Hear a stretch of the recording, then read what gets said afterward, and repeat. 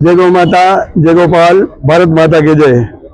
आज रोज तारीख 7 મે એટલે કે સમગ્ર ગુજરાતમાં જ્યારે આપણે મામલતદાર કચેરી હોય, કોઈ પણ સરકારી કચેરી હોય, એમાં પ્રાર્થના પત્ર આપવા માટેનું ગૌ ભક્તો નક્કી કર્યું હતું. પહેલા આ નક્કી આપણું 27 તારીખના હતું. સમગ્ર ભારતમાં અલગ અલગ રાજ્યોમાં પણ આપણે સ્થાનિક ચૂંટણી હોવાથી આ કાર્યક્રમ આપણે 7 તારીખના રાખેલો છે.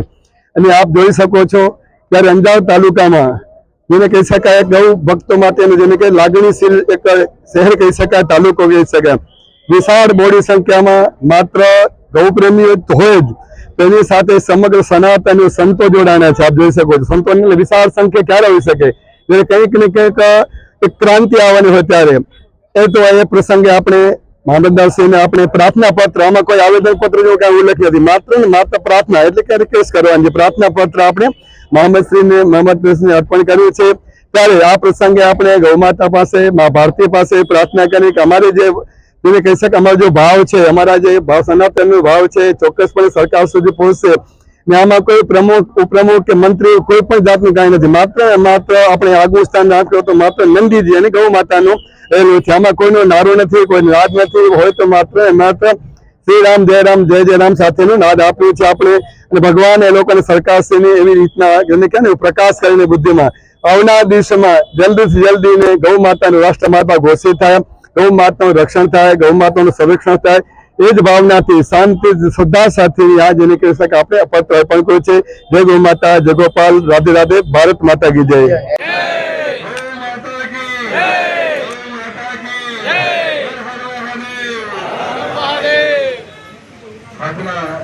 ઐતિહાસિક શહેર એટલે કે અંજાર શહેરમાંથી જ્યારે આપણે ગૌ માતાને રાષ્ટ્રમાતા અને ગૌ માતાને બચાવવા માટે થઈ અને મામલતદાર કચેરીમાંથી જે આપણે આવેદનપત્ર આપવાના છે તે પ્રસંગે ઉપસ્થિત અંતસ્થ બિરાજમાન સર્વ સંતોના ચરણમાં વારંવાર વંદન, એવા જ શ્રી ગણગૌ ભક્તો ભાઈઓ બહેનો અને માતાઓના ચરણમાં વંદન સાથે જય ગૌ માતા.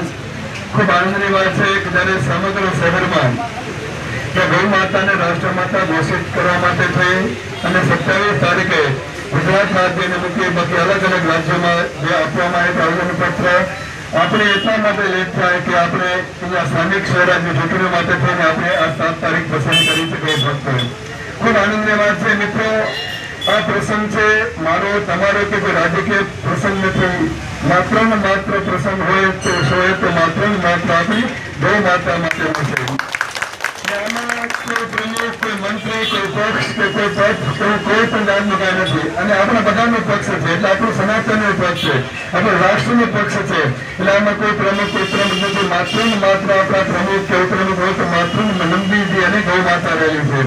ને આપણે આમાં કોઈ પણ જાતનો નારો નથી કરવાનો. નારો કરવાનો છે તો માત્ર જયરામ શ્રીરામ જય રામ અથવા તો ગૌ માતાના નામથી આપણે મામલતદાર કચેરી જવાના છે. એટલે આમાં કોઈ પણ જાતની અવ્યવસ્થા ન થાય, કોઈ પણ જાતનો ધર્મ વિક્ષેપ ન થાય.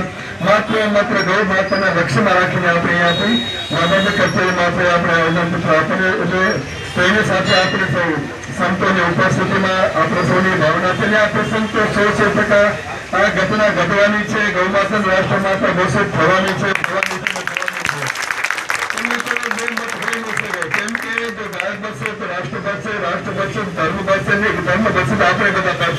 એના સિવાય કાંઈ બચવાનું નથી. એટલે આપણે બધા જાગૃત બનવાનું છે.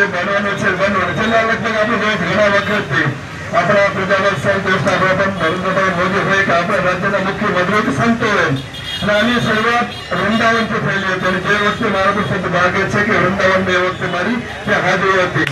એમાં આપણે સામાન્ય વાત છે કે વૃંદાવનની સંતોની ભાવના છે, સમગ્ર સનાતનની ભાવના છે અને આપણી બધાની ભાવના છે. તો આપણે આજે મામલતદાર કચેરીમાં જે આ રીતના આપણે શ્રવણપત્ર આપશું અને આપશો સાથે રહી અને માત્ર ને માત્ર જયરામ શ્રીરામ જય રામ ગૌ માતાના ઘોષ સાથે આપણે એકદમ શાંતિથી, ડિસિપ્લિનથી અને એકદમ માઇન્ડ બંધથી અને કરબંધો સાથે જશું. એ દાસોની પ્રાર્થના આપણે વચ્ચે હમણાં સોનારામાજીના સંતો, અન્ય સંતો ઉપસ્થિત થાય જે 5 મિનિટ આપણે વાંચી પ્રસ્થાન કરીને આપણે આ પત્ર આપશું. જય ગૌ માતા, જય ગોપાલ, ભારત માતા.